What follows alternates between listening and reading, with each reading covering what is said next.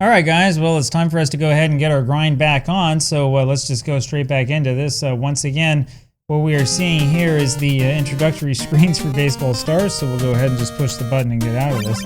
I think it's the same team playing the same way every single time, so not so much has changed from earlier. Now if you're skipping episodes or anything like that, you would probably actually think a lot has changed, but we're still sort of the same team that we were before. We haven't had a whole bunch of changes other than I think I dumped some money into Prestige or something like that for some of these players.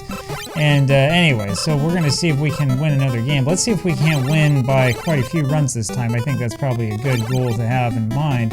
This is going to be the 16th game that we've played against them. We're finally getting to the point where I think we can probably get some stuff done.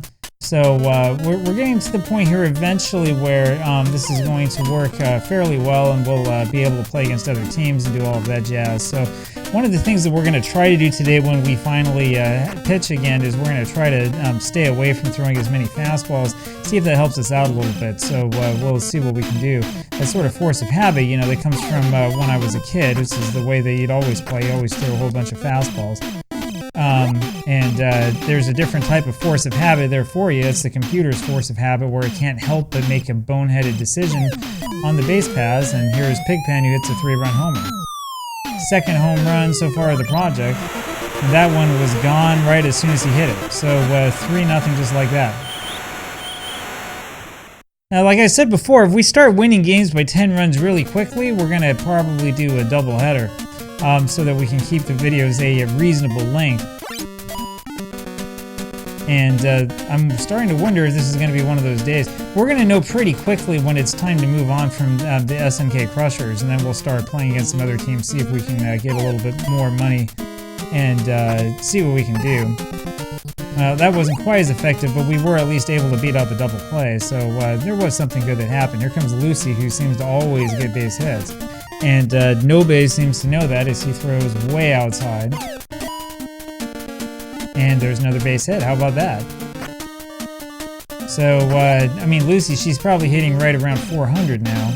Speaking of 400, here's another one who's hitting around 400, and they probably feel lucky that one was hit foul. So, we're doing okay. Especially if we can keep taking balls like that. Let's try to work this pitcher down as much as we can. So far, so good. Another beautiful day for Baseball Stars since it's like 20 degrees outside and there's snow everywhere. We're trying to figure out where to park a car. So we have a garage for one car, but we've got the other car. Usually we park that in front of the house, but the snowplows gave us a really nice snowbank right in front of the house. So we're not quite sure what to do with it. My wife is over at work at the moment, and so we'll see what happens when she comes home. See if we have a place to park the car or not. We do have the sort of bit of driveway in front of the garage, right? But it's covered in snow. And it's not just snow, it's ice. I'm assuming that the rest of you who are in the east coast of the United States probably, you know, are experiencing the same thing. It's not just the snow that's the problem, it's that the snow is like underneath this huge layer of ice. And that makes it very, very difficult to park your car, or if your car is parked, to start it again. It's been a lot of fun the last couple days. But we're finally getting back to normal, something a little bit more approaching normal, so anyway. Well, we only got 4 runs out of that inning, so still not quite perfect. Now let's see how we do not throwing fastballs, and yeah, we just jam them every time. Maybe that's the right thing to do. We came within inches of that.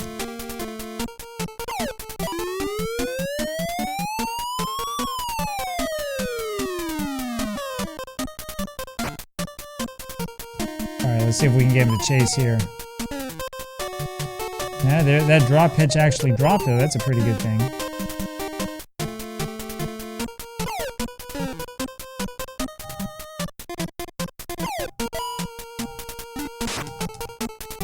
Well, we were being maybe a little bit too fine with their leadoff hitter, but that's all right. He's got this pitcher has this kind of natural curve to the right when he throws. You can see on the last one, I wasn't pushing anything. Then afterwards, you go steer the ball, you know, to the other side, and it looks kind of weird. But let's see if we can get him to chase. No, we couldn't throw quite that far out. So that's the name of the game today. Today's not the day of power pitching. Today's the day of finesse pitching. So we're going to see if we can get them to chase after some bad pitches, or we'll just end up walking a lot of guys. That's probably what's going to end up happening. I didn't even know I pushed up that time.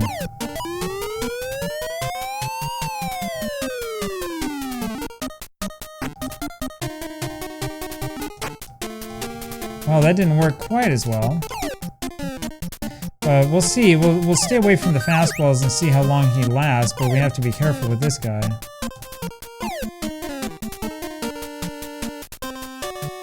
Alright, I guess we'll throw a fastball or two here, try to get him to strike out. There we go. Fortunately for us, Paul doesn't like to swing the bat, which is a good thing, because when he does swing and make contact, then he usually goes a long way.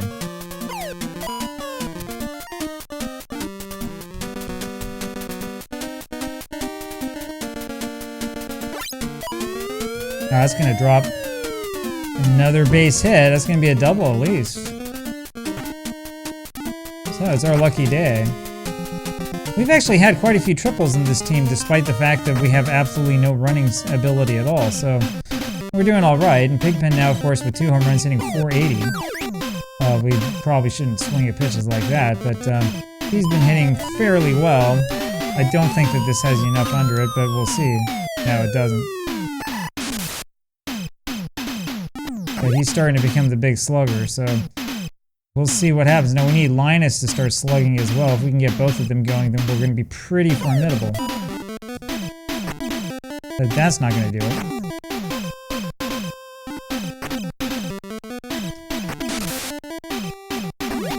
There we go.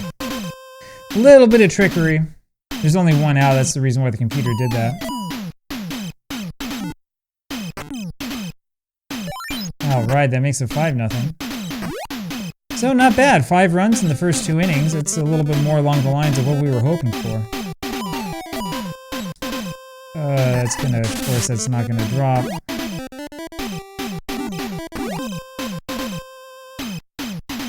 Lucy, though, makes really, really good contact. I agree. I do think that she'll probably end up being our leadoff hitter before all is said and done. It's gonna take us a while to actually get to that point.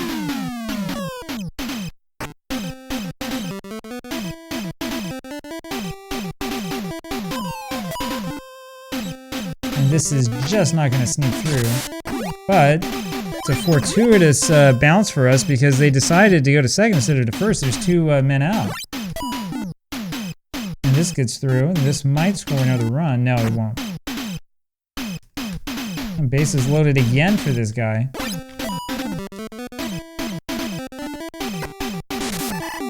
And that was almost safe at second. If we had a little bit more speed, that inning would have continued. So you can sort of see, you know, the way that this game starts working when you start getting your players developed well and all of that. It just takes a little while. A little bit of a grind. Yeah, this isn't even close to safe. It's going to take us a while before we get our defense up kind of the way it needs to be so that that doesn't happen anymore. Technically, we could have let that one drop. It would have been pretty much the same results in the end. Alright, well, we're doing alright defensively, and up 6-0, we just need 4 more runs, and then we have to get them out one more time. Of course, that's not a great start to it.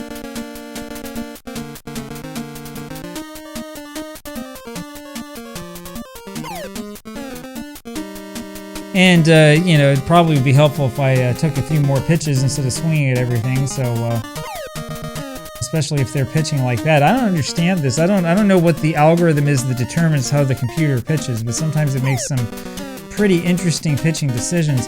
At least the SNK Crushers do. And you're gonna throw a meatball right down the heart of the plate like that.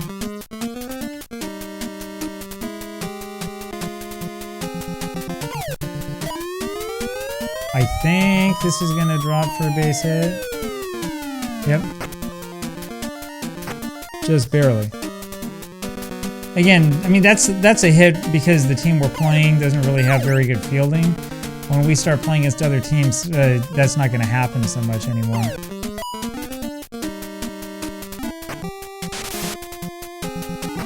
And Pigpen's getting to the point where he's really ripping the cover off the ball.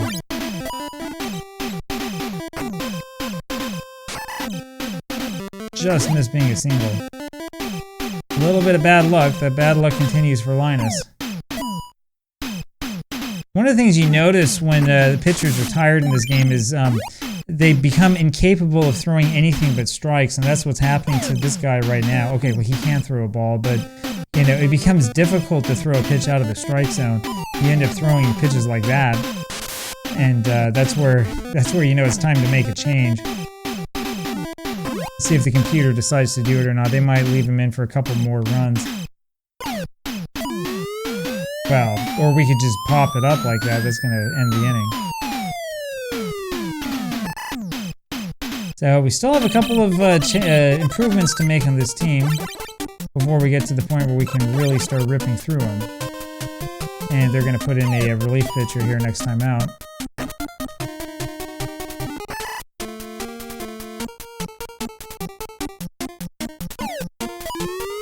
Meanwhile, my pitcher's running out of steam. I can feel it. So the theory about just not throwing any fastballs at all and, you know, forget about it for the first couple innings or whatever, doesn't really hold up. Your guy's going to get tired come, you know, the third or fourth inning pretty much no matter what. In this case, like, we're going to end up taking him out because there's no reason to keep him going. I mean, he's really starting to get gassed, so, and we're in the top of the fourth. The thing that stops that from happening is having good stamina for your pitchers. That's what you have to build up. But that's definitely not, it's not even like close to the top of our list of priorities at the moment. We want to build up the bench first before we worry too much about pitcher stamina. But that time will come. And for pitchers generally, at least I believe you want to build up stamina first before you start building up, you know, the left and right curves and the drop pitch and all that other stuff.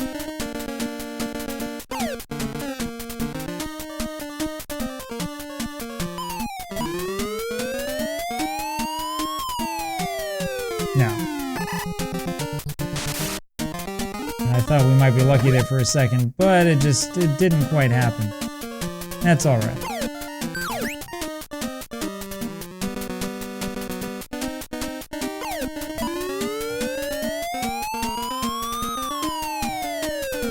Ah, shoot.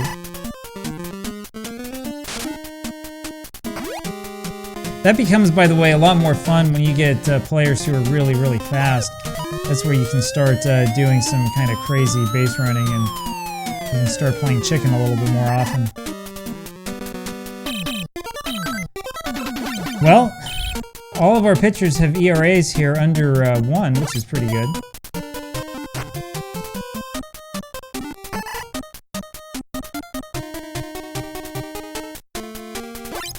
So yeah, if this were the big leagues, you would say we have an amazing bullpen. You probably would be analyzing this team and be talking about how great this bullpen is, you know, and how we seem to get everybody out. In fact, if you're like most baseball analysts, you'd probably ignore the fact that we're playing the same team over and over and over again. A lot of baseball people get really excited about numbers without thinking about which team it is you're playing against.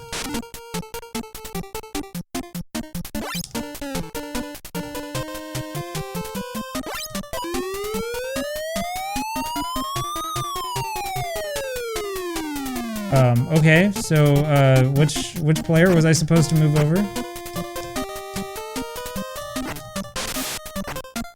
I think I was supposed to move the pitcher or somebody like that. I was assuming that I was going to move the second baseman, or I don't know. We'll have to go back and look at the replay of that one again and figure out what happened, but that was a little embarrassing, but whatever, it happens.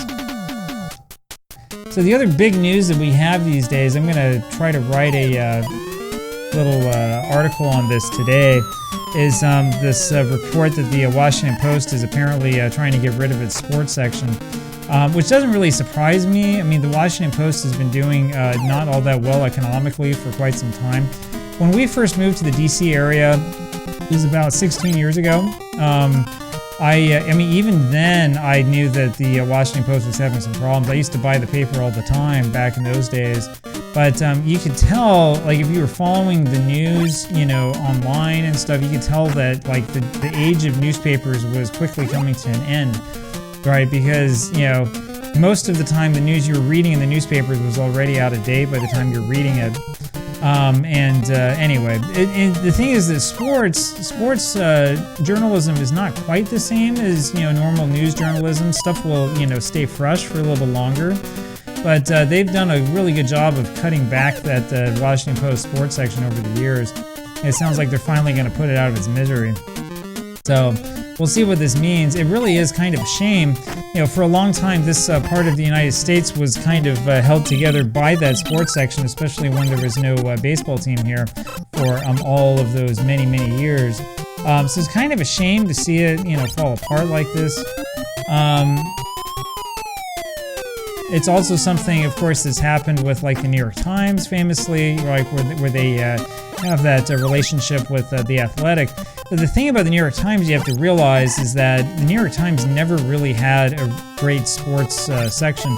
I mean, even if you go back to like the 1910s, the New York Times was okay for sports coverage. It wasn't quite as good as some of the other New York newspapers.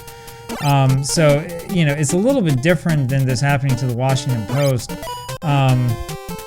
Anyways, interesting sort of how this stuff works, because you also have newspapers like the Wall Street Journal that historically never had any sort of sports coverage that has developed a sports section over the last like 25 years or something like that. You would think that everybody would be trying to get out of it, but some people get out, some people get in. I think we've reached the end with this picture.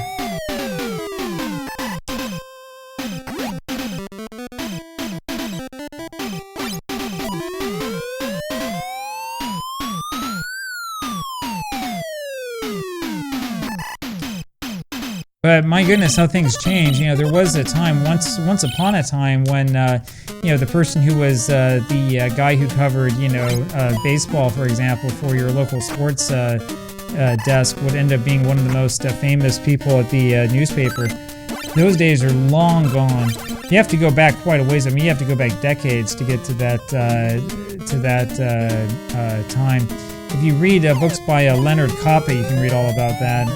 He's the one who wrote the Thinking Fan's Guide to Baseball, and also, what is it called? The book that he wrote about the press box. The one that he wrote about the press box actually wasn't really that great. I read that and was a little bit frustrated with it because, there was a lot in there about the old Baseball Writers of Association dinners and things that they would have to celebrate their MVPs and stuff like that. And he would write about how there was all this baseball history and stuff, but when you really read it and you think about it, you realize after a while that it's just all of this like totally self-congratulatory stuff. It wasn't really related to the sport itself, right? You had the sports writers, you had a bunch of guys who, knew how to write, which is a good thing. I like good writing, but, these were also guys who, for the most part, kind of took themselves a little bit too seriously. That probably was not worth trying to stretch.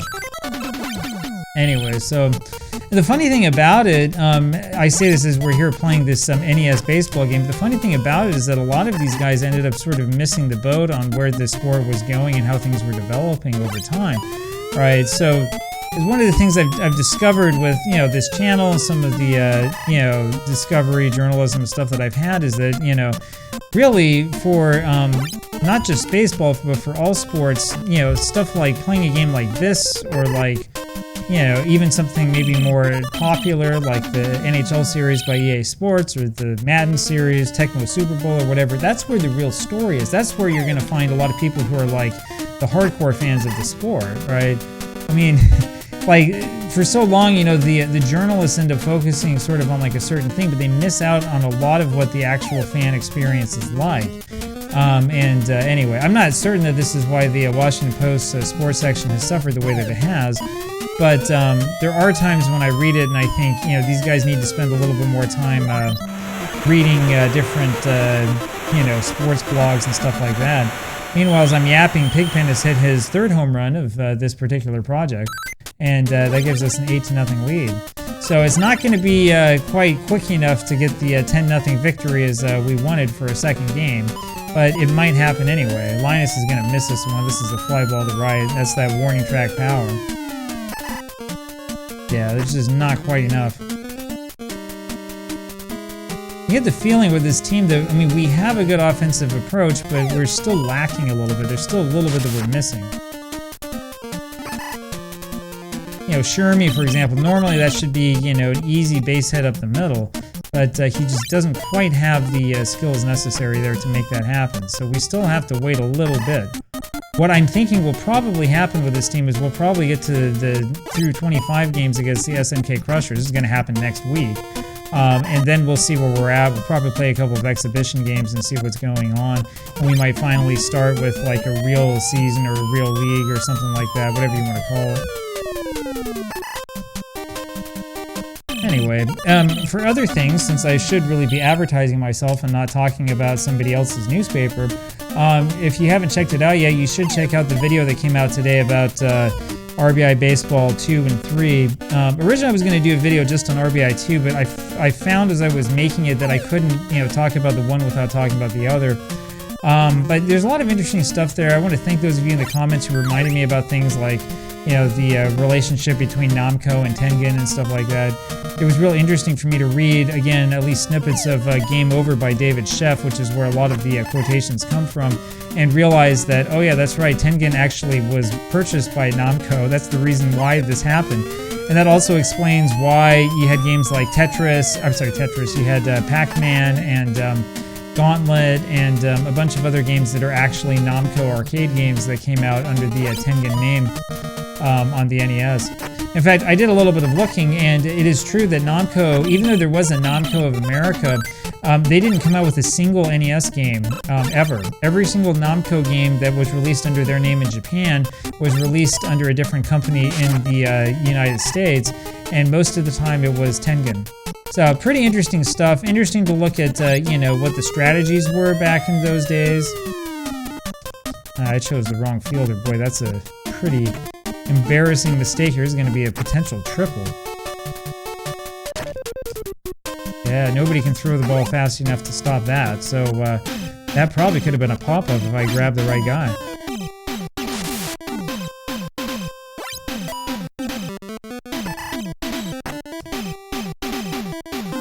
It was sort of a force of habit that I pushed A right after catching the ball. I was actually trying to jump for it and ended up throwing to second base for whatever reason, but it's all right. We don't give up a run. That's the important part. Anyway, one of the things I want to do in addition to doing this series, eventually we'll start this probably after this series is done, which will be a long time from now. But I do want to eventually go through all the old Famista games and start really playing those. I really would like to go through all of them kind of one at a time. I've played bits and pieces of them, but what I would like to do is, grab a team for each one of them and just sort of go through the whole thing and play it all the way through, and probably do a little bit of reading as well. Magazines like Famitsu, which was sort of Japan's like Nintendo Power, had tons and tons of coverage of Famista. Jeez, man. How slow are you? Anyway. That was whoever the pinch hitter was. Anyway, there's all sorts of like articles and stuff like that I think most people haven't read and don't know about, but Famista was just an absolute sort of a cult phenomenon in Japan back in the 1980s. So it'd be nice to play a couple more of those games and sort of look into it, talk about it and stuff like that. But, it's not like we're under any sort of time pressure or anything like that. What we can do is we can sort of enjoy each of these series and, make something that's nice and fun, and hopefully create something out of all this that people want to watch, not just while it's airing, but also in the future. You can always do that. You can always watch videos that, are from some earlier time. If you want to relive the good fun of, whatever we've called our team here, I can't remember. What did we call her team? Anyway, it's all good.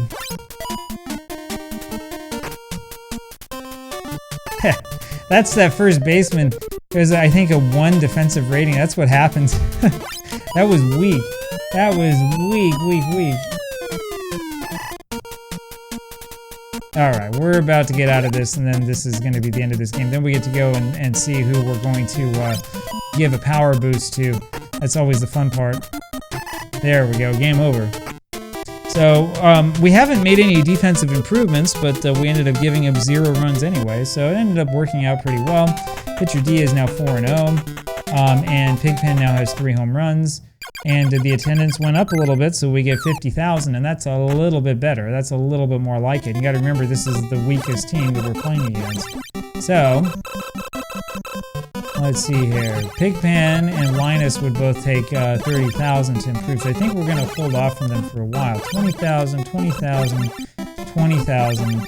Violet needs 12,000, but her prestige is up all the way. Frida's prestige is up all the way. Sally, we could probably put a little bit more into. And now she's up to 20,000, right? So we probably want to power up Violet.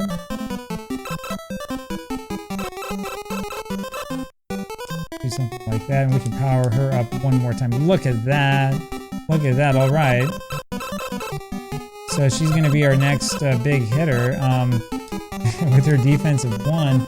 So I'm not sure. Let me just grab my document here that has all of our lineups, so I can see exactly what it is that we have going on.